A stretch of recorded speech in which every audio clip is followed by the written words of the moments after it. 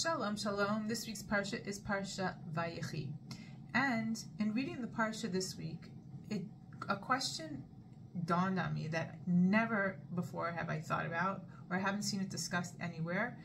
But I think it's an important question, and I think that the answer that I came up with is crucial in understanding how events unfolded and how the direction we should go into in the future. So let me share with you and let me know what you think. In this Parsha, when Yaakov is about to die, he implores Yosef that Yosef shouldn't have him buried in Egypt, but should take his bones out and have him buried in the land of Canaan that God had promised to the nation, and bury him in Marat Machpelah, where Leah, his wife, was buried, and his parents were buried, and his grandparents were buried. And he makes Yosef swear, which Yosef does, and Yosef makes good on the promise. We see that he goes to Paro, and he asks Paro, gets permission, and it's a long process. There's 40 days where he has Yaakov embalmed, and then there's 70 days where Egypt mourns the loss of Yaakov, and then all of Israel, the nation, plus a huge entourage of Paro's servants and the elders and it's a huge mass of people go and accompany the body of Yaakov to be buried in Marat Machpelah. And we understand that the reason why Yaakov asked Yosef is because Yaakov knew that Yosef was the only one of the sons that had the clout to do this and would get the job done. And so he did.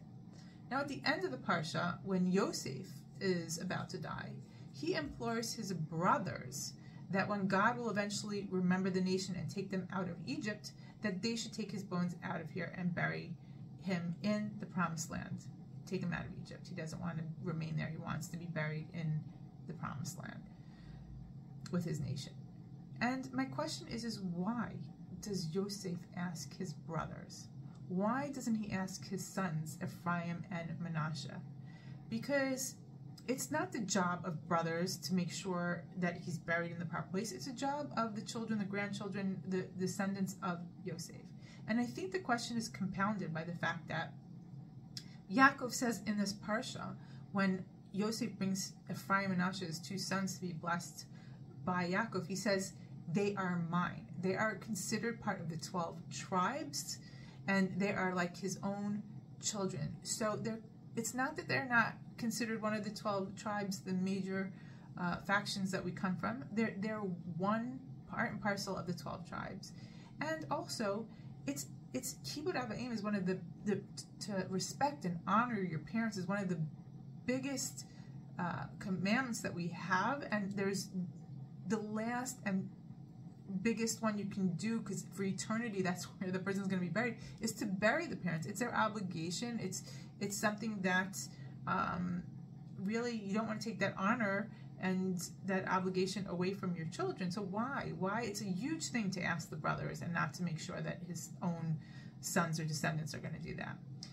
Now I think the answer to it lies within the whole relationship of the brothers and Yosef and the lack of growth therein. Because we see from the very beginning, the brothers didn't value Yosef. They were jealous of him. They hated him. They didn't see him for being one of them, that he would contribute to the legacy of the people and, work in unity with them. But they just hated him and were jealous, and they, threw him and left him to die. And then, eventually, when they come down to Egypt, people say that, okay, there was this tshuva, there was this repentance, because they did, bow down to Yosef, like in the dream that Yosef had. And so this shows that they're showing, their I guess, respect, or at least servitude to Yosef. But that is not repentance. That is not repentance at all. That is fear.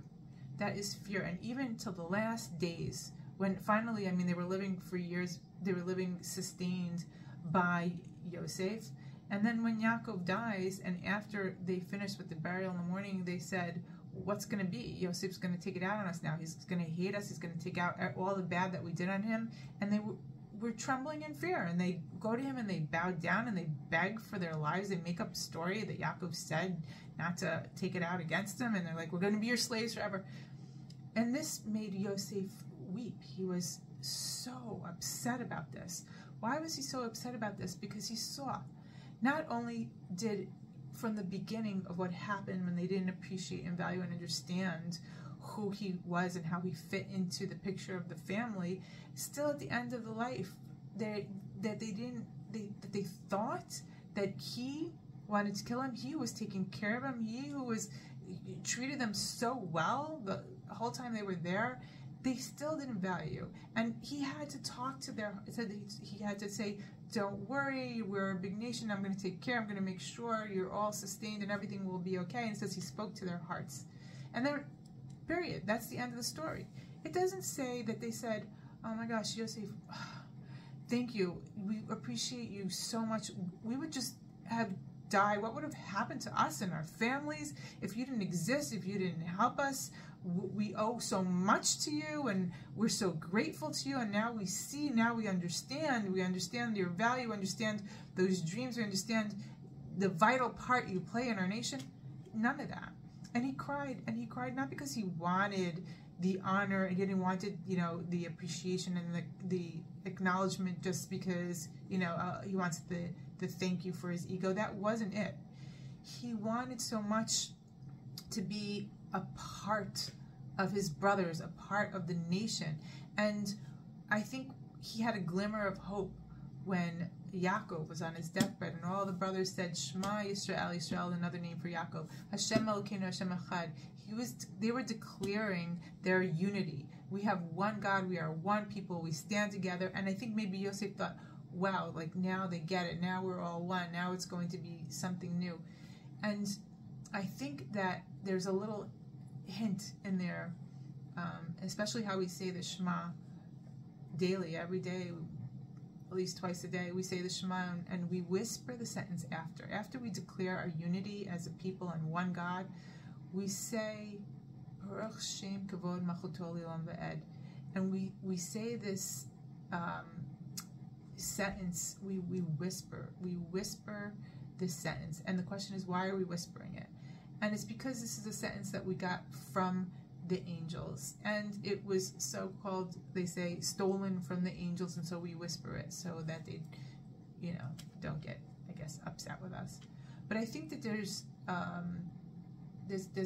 a bigger answer, is that we cannot reply to this, that we say, we honor the name of God, right? Baruch Shem Kavod Machuto L'Olam Va'ed. Because that, when we are answering that like the angels who understand that each one has a purpose, each one has a value, and only all together can they fulfill God's will, we would be, in essence, lying to declare that at that point or at this point. And the only time that we say that sentence out loud is on Yom Kippur. And the reason why they tell us we're allowed to say it out loud on Yom Kippur is because we are like angels. We're fasting all day, we're not eating, we're not doing all these materialistic things angels don't do. But I think it's more than that. I think the reason why we're allowed to say it out loud on Yom Kippur is because on Yom Kippur we just spent the whole day Ashamnu, Bagadnu. We talk about ourselves. We're all culpable for each other. We're all guilty together. Everything that we do, we understand and we value and appreciate. We've come to a point of the whole entire day, we talk about the things that we've done wrong to our brother, and we take on responsibility for ourselves, for them, understanding that we're all one, understanding that we need us all. And then we can say it out loud because we spent the whole day acting that way, understanding that way, praying that way, focusing that way. And that is the reason probably why we get forgiven for the next year, is because we're feeling that at the moment. But I think eventually, when in the time of Mashiach, God willing, that we'll be able to say it out loud when we finally do appreciate every single person like an angel, like every person has one purpose in this world that nobody else can fulfill, just like angels. And if we see that and we value that, like the way the brothers should have with Yosef, but eventually it didn't happen at the end of his life. And so what does he do? He says to them, he asks them to bring up his bones out of Egypt. And this is why I think he asks them. Because in this parsha, we see that it was a huge, long journey when they took Yaakov after Yaakov's death. And there were a lot of hispedim, they did a lot of eulogies. And undoubtedly, he heard all sorts of stories from his brother about appreciation for the father and the father's life. And there was probably a whole bunch of realizations they all had that they didn't have earlier on in their life. And he said, wow, like if I make my brother's promise to do this, first of all, it's a tikkun of sorts, it's a rectification, because they are doing something for me. I've done for them to sustain them physically and let them go on and live a spiritual life. And now at the end of my life, they can uplift, take my physical body, and so for all of eternity, I can live in the spiritual land. And it's a give and take, and they can give back and have done finally a tikkun generations later. And unfortunately, when they left Egypt, as we know, they were so busy grabbing all the stuff, and Moshe had to go and find Yosef's bones. Still the nation didn't do what they promised, which could have been a rectification. If they were carrying, they were thinking, they were saying what Yosef was and what Yosef meant, but Moshe was left with that job. And of course Mashiach didn't come because we still didn't have that understanding of the value of Yosef. And I think that's why at the end of the days, finally when we get it, we'll appreciate the Yosefs of this world, appreciate one another and understand what, Yosef and his kind gives to our nation, and we can appreciate, we can talk, we can value, that will uplift him, so to speak, at the end of the days. There will be this tikkun of the nation for this sinat chinam that started, it left this like little seed that was planted when they threw Yosef in the pit that was never rectified. And so of course the first Mashiach has to come from the tribe of Yosef, and hopefully it'll be because the nation has uplifted him into that position, but it doesn't have to stay there, because it just has to be that we've seen him, we valued him, we uplifted him, and he comes first to show that we've rectified for the sin of throwing him into the pit. And then we can have Melech Mashiach ben David, and that can last and that can be sustained, and hopefully we'll never go back to a place where we hate one another, our brothers, and not value, because hate and jealousy all comes from not understanding or appreciating the value of the other and what they have to offer that nobody else has and that we need.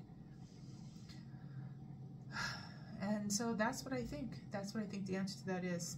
Let me know what you think. Wishing you Shabbat Shalom.